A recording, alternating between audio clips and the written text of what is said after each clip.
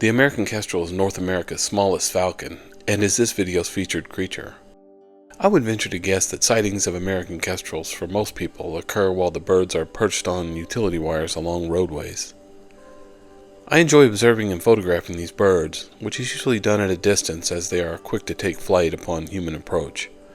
And while these birds are quite comfortable with vehicles speeding by, they will quickly take flight when a vehicle slows down.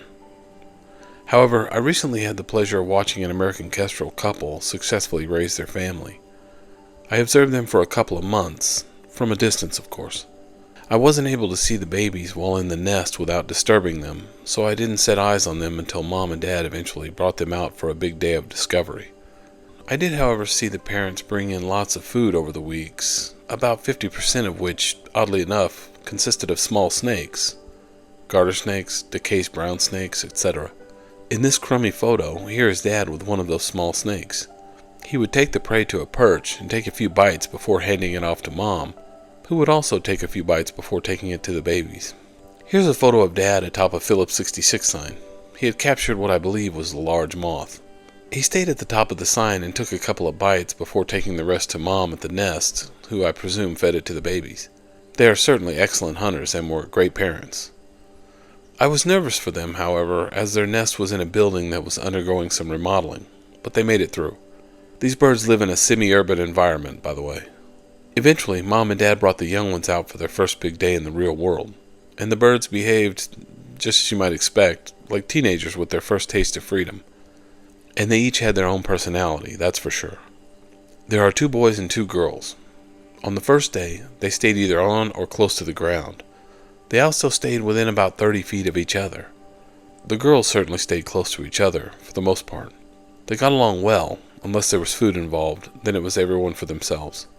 Take this instance, for example. Mom brought a medium to large moth to one of the sisters, off camera, and the other sister charged over with authority and eventually wrestled it away from her sibling's talon. Luckily, the other sister was able to get at least a couple of bites. One of the brothers came over to see if he could get in on the action, but the dominant sister wasn't in the mood to share and consume the rest of the insect. One of the boys was fairly rambunctious and sometimes made the sisters a little crazy with all the playing and roughhousing, while the other brother was introverted and stayed a little ways away from the group. Here are a couple of occasions where the extrovert brother attempted to play with his introvert brother, who remained guarded. There were probably many occasions where the bolder brother picked on his sibling while in the nest. You can see how little brother was rather submissive but guarded when big brother was too close for comfort. In this instance, big brother, on the right, wasn't being mean but rather tried to get his brother to play with him, but the introvert wasn't having it. I feel like he probably didn't trust his extrovert brother to just play without being mean. But that's just my guess. In this photo, notice how the brothers are looking up. A turkey vulture was flying overhead, and they were keeping an eye on it. All birds do this, and after watching this family on their first day out, I feel like it is something instinctual rather than learned behavior. All 4 siblings were doing this on that day.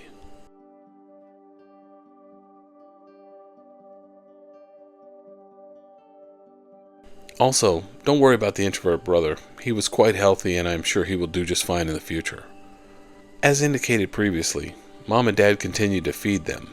They're obviously good parents, and the birds continued to beg whenever they saw Mom or Dad with food. Here, Dad flew up to a utility line, then made calls, which I presume was some sort of dinner bell. One of the sisters, who had just eaten an offering brought to her by Mom, came up and begged her father for the cricket in his bill. I'm not certain what he was doing, but he first fended her off, then ran up to her with the cricket. She attempted to grab it without success. I don't know if he was trying to teach her something or he was withholding the food because it wasn't her turn. When one of the brothers flew up and attempted to wrestle the food away from Dad, Dad evaded him a few times, then went and ate half of the cricket before eventually handing the remainder off to the son. I couldn't tell exactly what he was doing, but I believe he was either making the young ones work for the meal or he was just trying to get a bite for himself beforehand, or maybe both. In the following weeks, I visited the family many times and they were still in the area, but stayed about 25 to 50 yards or so from each other, for the most part. I guess the young ones were now hunting on their own and each needed their own space.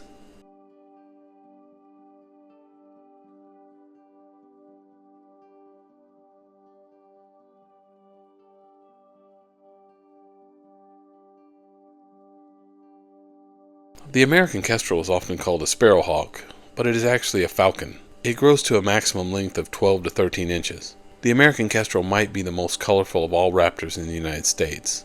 It is a mixture of rusty red, slate blue, black, white, and yellow. It is spectacular up close, but viewing one up close is no easy feat. Males have rusty backs and slate blue wings, and crowns topped with red. Males also have buffy orange chests and bellies. Females are rusty overall above, with black barring. Their crowns are grayish with a rust coloring on top. A helpful way to distinguish between male and female is, males have dark spots on their bellies and flanks, while females have rusty chevrons on their chests and bellies, as seen here.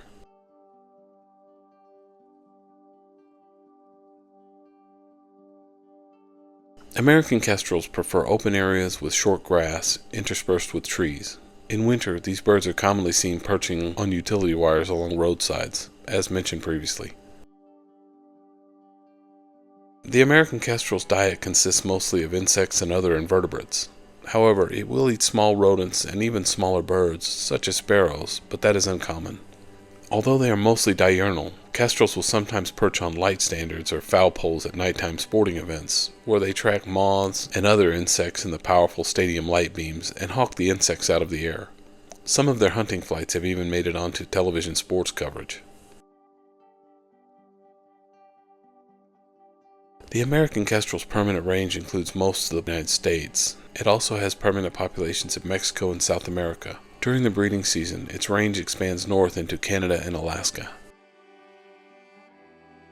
The Cornell Lab of Ornithology reports that American kestrels nest in cavities, either those of old woodpecker holes or in natural cavities, such as tree hollows, rock crevices, and nooks, and also in man-made structures. The female lays up to 5 eggs, which are incubated for about a month, and nestling period is also about a month. I hope you enjoyed this video. Please like and subscribe if you haven't already. Thank you.